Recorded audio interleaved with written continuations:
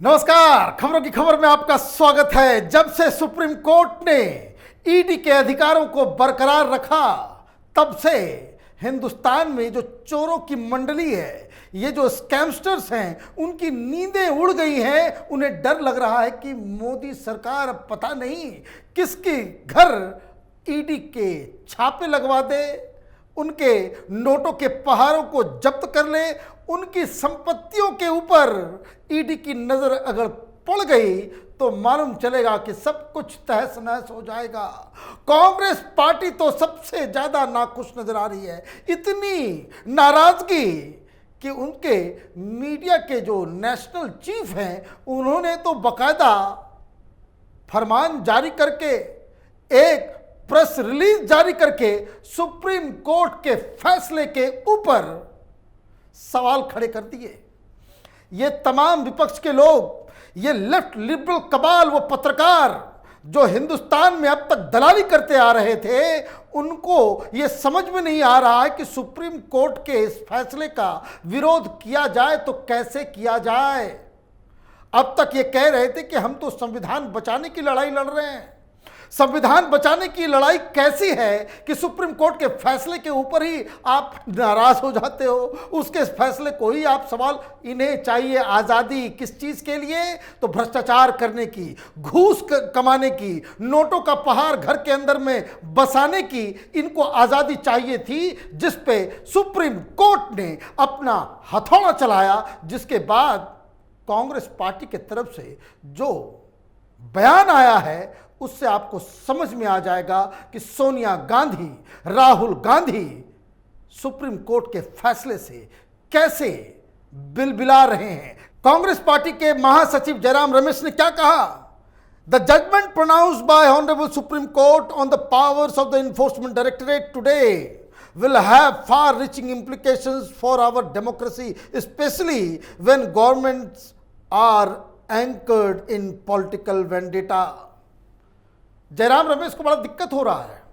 वो कह रहे हैं कि ये जो फैसला आया है, सुप्रीम कोर्ट का फैसला, हिंदुस्तान की डेमोक्रेसी के लिए ही बड़ा प्रॉब्लमेटिक है। वाह, भ्रष्टाचार करने दिया जाए इनको, ये 2G घोटाला करें, 3G घोटाला करें। और चूंकि उस समय तक ईडी जैसे संस्थाओं के पास इस तरह के अधिकार नहीं थे, ये लोग घूस कमाते गए, घोटाला करते गए, कोई जेल नहीं गया। आज के जमाने में ईडी इतनी इंपावर्ड हो गई है कि आप घोटाला करोगे नहीं कि आप सीधे अनिल देशमुख की तरह जेल के अंदर, सत्येंद्र जैन की तरह जेल के अंदर, पार्थो चटर्जी की तरह जेल के अंदर, मुख्यमंत्री सब बिलबिलाते रह जाएंगे। धौंस और धमकी का जमाना खत्म हो गया, क्योंकि सुप्रीम कोर्ट ने इस पे मुहर लगाई है। और कांग्रेस पार्टी को चाहिए कि भाई ये डेमोक्रेसी वो खतरे में आ जाएगी। घूस चलता रहे तो डेमोक्रेसी मजबूत है, घोटाला होता रहे तो डेमोक्रेसी मजबूत है। और जहां भ्रष्टाचारियों के खिलाफ कार्रवाई शुरू हो जाए तो ये तमाम भ्रष्टाचारी, ये जो चोरों का जो गैंग है, वो सुप्रीम कोर्ट पहुंच के डेमोक्रेसी को बचाने के लिए चले जाएंगे कि हमें छोड़ दो, ईडी के पास वो हथियार मत दो कि वो बिना एफआईआर किए आपसे पूछताछ करना शुरू कर दे, बिना बताए हुए। अब मतलब ये चाहते हैं कि ईडी जब आपके घर आए तो फोन करके आए कि भाई साहब हम आ रहे हैं, जो घर के अंदर नोटों का पहाड़ रखे हुए हो उसे कहीं बाहर भिजवा देना। गजब तमाशा है। और तो और सोनिया गांधी के सबसे खासम खास मुख्यमंत्री जो राजस्थान में बैठे हुए हैं, उनकी तरफ से क्या बयान आया? राजस्थान के सीएम अशोक गहलोत ने इस फैसले पर अपनी प्रतिक्रिया देते हुए कहा कि पीएमएलए एवं ईडी के अधिकारों पर माननीय उच्चतम न्यायालय का फैसला निराशाजनक एवं चिंताजनक है। देश में पिछले कुछ वर्षों से जो तानाशाही का माहौल बना हुआ है, इस फैसले के बाद केंद्र सरकार द्वारा ईडी का राजनीतिक इस्तेमाल और अधिक करने की संभावना बढ़ जाएगी।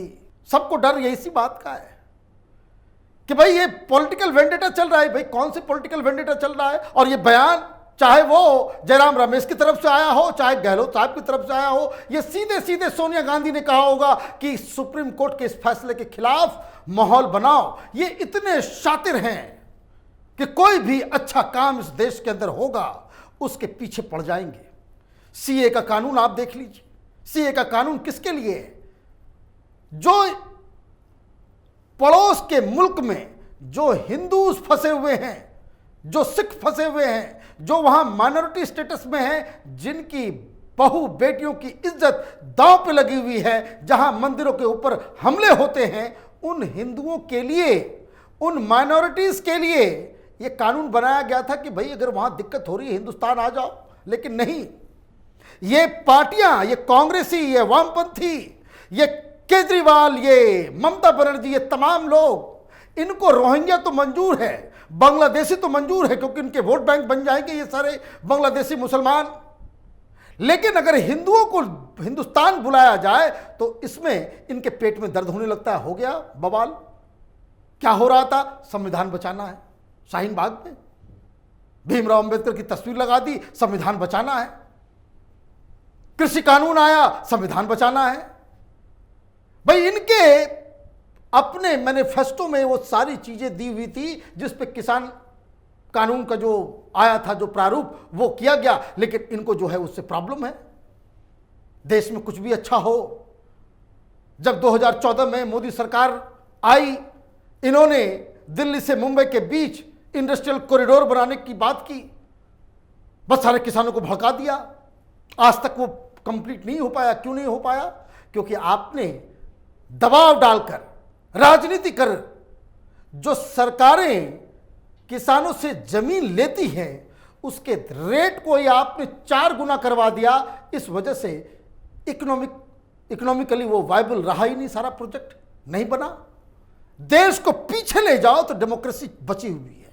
भ्रष्टाचार का मौका बंद हो रहा है तो इसमें डेमोक्रेसी खतरे में आ जाती है। और इनको ये सुप्रीम कोर्ट का फैसला निराशाजनक इसलिए लग रहा है क्योंकि सोनिया गांधी, राहुल गांधी ये फंसे हुए हैं। मूल चिंता यही है कि ईडी ने सोनिया गांधी और राहुल गांधी के फर्जीवाड़े को पकड़ लिया है कि किस तरीके से आपने नेशनल हेराल्ड को लील लिया, मतलब निगल गए बिना हिंग फिटकरी लिए हुए।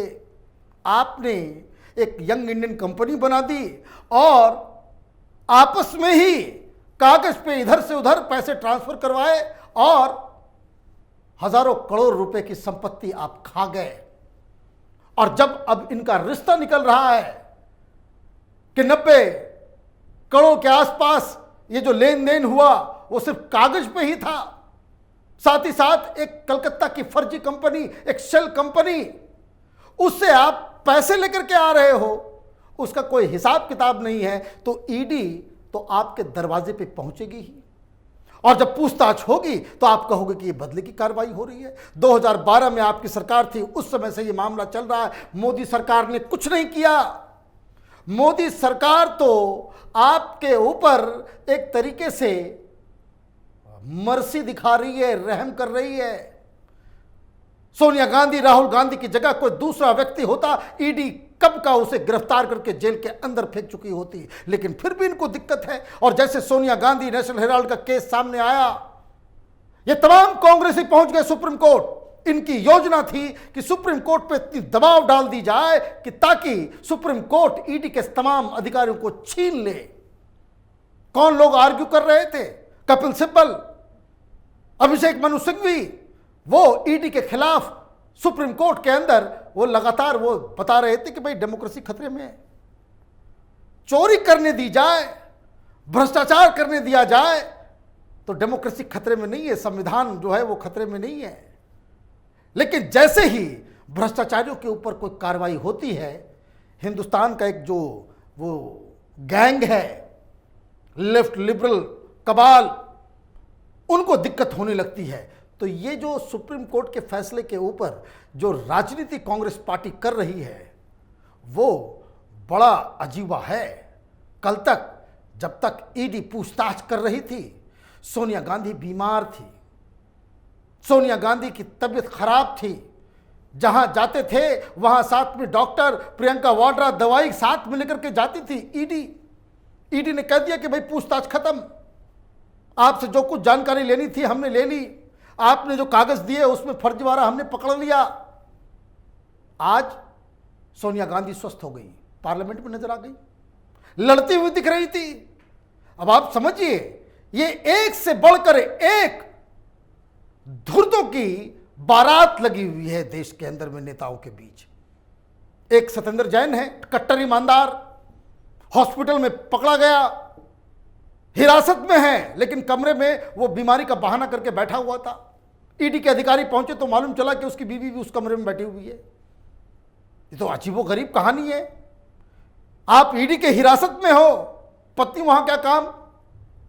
फिर पार्थ चटर्जी को आपने देखा, बीमार हो गए, ईडी का नाम सुनते ही बीमार हो जाते ही। भुवनेश्वर ले जाया गया, वहां पे डॉक्टरों ने कहा कि बिल्कुल फिट है ये, इसको कोई बीमारी नहीं है।